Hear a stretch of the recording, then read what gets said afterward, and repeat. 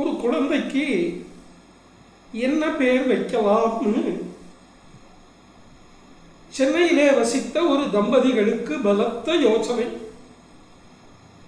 அந்த அம்மா கனவிலே அவர்கள் வீட்டு குலதெய்வமான ஸ்ரீ லக்ஷ்மி நரசிம்மம் தோன்றி, உன் பிள்ளைக்கு என் பெயரைத்தான் வைக்க வேண்டும் என்று சொல்லி மறைந்தார். இந்த அம்மா உடம்பெல்லாம் வேர்க்க கண் விழித்து பார்த்து தன் கணவனிடம் சொல்லி, என்ன செய்யறதுன்னு தெரியலையேன்னா, நமக்கு தான் எல்லாமுமா இருக்கிற காஞ்சிபுரத்திலே அருள் தவம் செய்யும் மகாபெரியவா இருக்கா,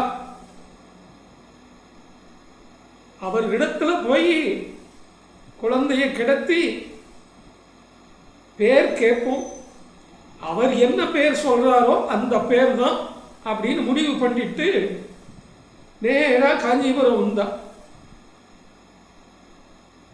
பெரியவா முன்னாடி குழந்தைய போட்டா.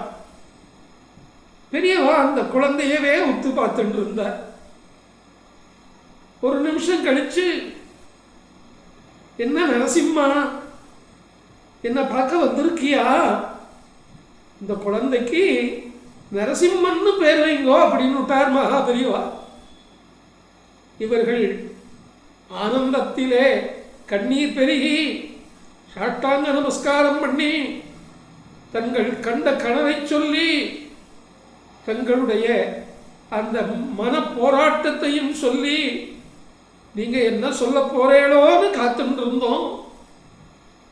அந்த மகா பெரியவா வாக்குல நரசிம்ம சுவாமியே நின்று எங்க குலதெய்வம் நரசிம்மன்கிற பேர் வைக்கணும்னு சொன்னதே நிரூபிச்சுட்டேளே அப்படின்னு திரும்பியும் நமஸ்காரம் பண்ணிட்டே இருந்தா.